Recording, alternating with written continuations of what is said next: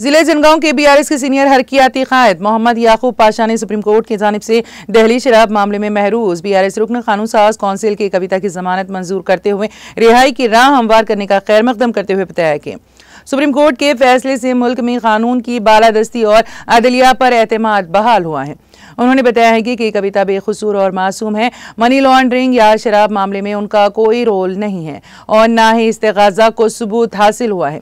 मोहम्मद याकूब पाशा ने कहा कि कविता की बेगुनाही को इलाके तेलंगाना के लिए एजाज करार दिया और कहा कि साबिक चीफ मिनिस्टर के चंद्रशेखर राव का खानदान किसी भी बदउनवानी में मुलव्विस नहीं रहा।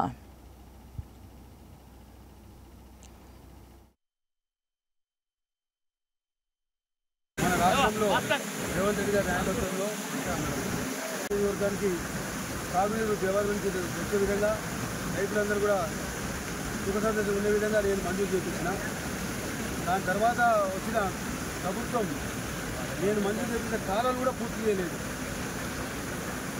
కనీసం కాలాలు పూర్తి చేయకుండా పర్లేదు, వచ్చే నీళ్ళన్నా ఈ రైతులకు ఇక్కడ ఉండాలంటే కేసీఆర్ నాయకత్వంలో ఆనాటి ఎమ్మెల్యే సిద్దిపేటకు 9 నీళ్లు